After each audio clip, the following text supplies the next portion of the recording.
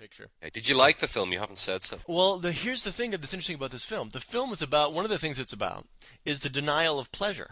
After watching this movie, I went and watched Casino Royale again, and I was kind of shocked because Casino Royale, which seemed so fresh at the time, now seemed kind of old-fashioned in the sense that the way the action is staged, it's very clear. There's a scene when the Aston Martin, he's driving through the night, and I put that up on the filmtalk.com to compare with the action in this picture, which is all close-up and frenetic. You don't have a spatial sense of what's going on.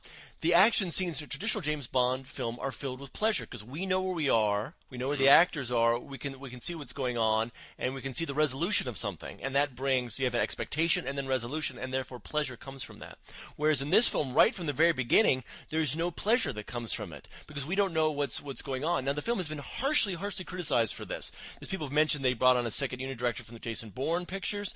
So in the opening scene right away, I'm watching going, this is unusual. It opens up, dear listener, with a car chase, but we can't tell what's going on. And it wasn't until I saw a trailer for the video game version of Quantum of Solace that I got, oh, that's how he got out of that tight squeeze. There was a tunnel there I didn't see, and I've seen the film twice now, so now I get it. But you don't notice that watching the picture because it's all frenetic, so there's a denial of pleasure. And people say that's poor, but I mean, it's an intentional device in order to say this film is about being in the moment and the frenetic nature and the confusing, uncohesive nature of being in a dangerous situation rather than giving the viewer pleasure. And that's very radical. There's a lengthy boat chase scene where in other James Bond films, picture, what is it, like Live and Let Die or The Man with the Golden Gun, one of those Roger Moore films, the kind where he wears epaulettes. It's one of those, right? And the creased, trousers, in which we can see very clearly what's going on. And those stunt scenes are more impressive and you get more pleasure from them because we're clear. This film doesn't give you pleasure. And what's so fascinating is that they would decide to do this. Even on the poster for the film, I don't know how it's being marketed in the UK and the rest of the world,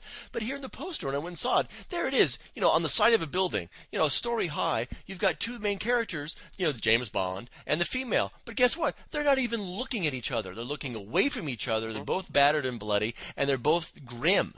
Two grim, damaged people who are unengaged. They don't have sex. They don't make love. There's no, scene of them in silhouette feeding pears to each other like Halle Berry and Pierce Brosnan in the atrocity that's Die Another Day. I want to say one thing about maybe one of my favorite scenes. The scene here in an opera house. And, there's a cliche which has been parodied ad infinitum. Oh, well, I mean, you've got... hold on. There's a cliche of all the, the evil villains gathering around the table. Yeah. And this has a fresh new take on it that's but there's also the cliche of a villain being in an opera house while bad things are happening. I think of The Untouchables, when De Niro's having Sean Connery's character killed.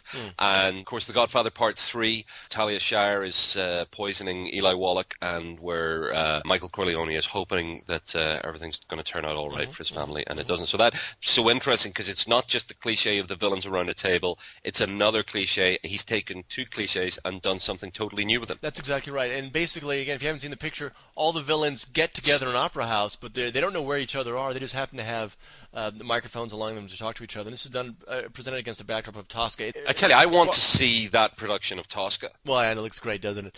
The fact is that you've got, once again, this is an example, the wealthy elite. You almost feel like they're Davos, man, if you're familiar with that term. You're contrasting the poor people, Bolivian peasants, the black guy doing the ironing, and these people with absurd wealth. And the film is it's a critique of that, saying, look at this, look at these people, look at what they're doing. They travel throughout the world blissfully, not unaware, but without a care for the rest of us. And it concludes, one, it has a nice bit of spycraft. We actually see James Bond being a spy and actually figuring something out and identifying these people in a very clever manner. And then it ends with an action sequence, and the action sequence is silent. It cuts to silence in some of the music of Tosca, and it's done impressionistically, and it's almost like remembrance of an action sequence. And we've never seen anything like it in a James Bond picture, and I thought it was just